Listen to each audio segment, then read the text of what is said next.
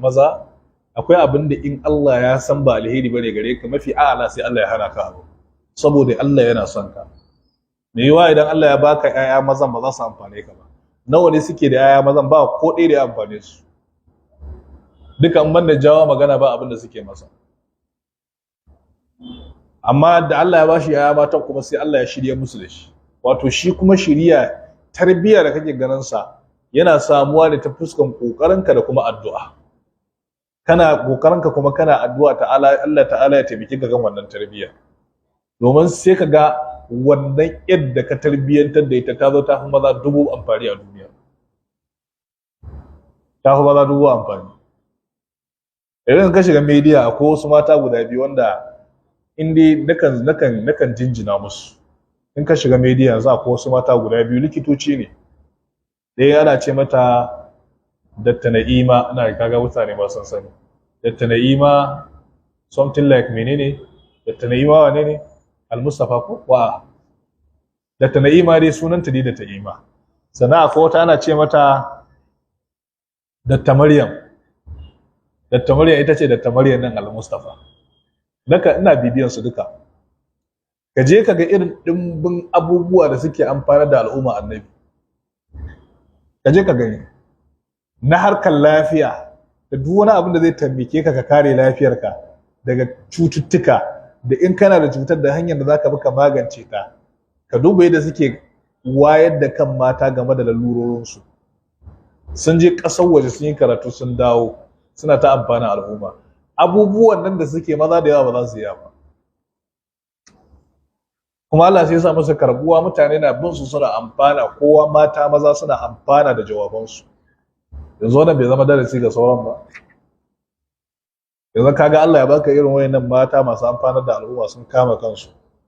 Ba su shiga duniya suna shirme suna ta rawan badala ba kamar yadda sauran suke ta yi. A ya isa ma sauran ƴan iskar su gane cewa ga darasi na ana ba su. Su ma su je su zama masu amfanar mutane. Annabi ya ce khairukum anfa'ukum linnas, haka annabi ya faɗa. Annabi ya ce mafi alherin ku shine wanda ya fi amfanar mutane. Shine wanda ya fi amfanar mutane. Sun je sun yi karatun boko kuma sun zo suna ta karantar da mutane abubuwan da zai amfanar da lafiyarsu. A yayin da wata tana can kuma ta dage sai rawa take a TikTok.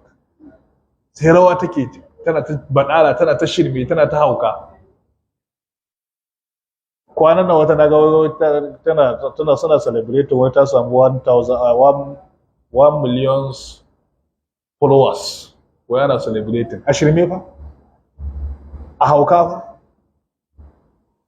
1 million followers duk mahaukata ne fa irinta. Su ne 1 million din.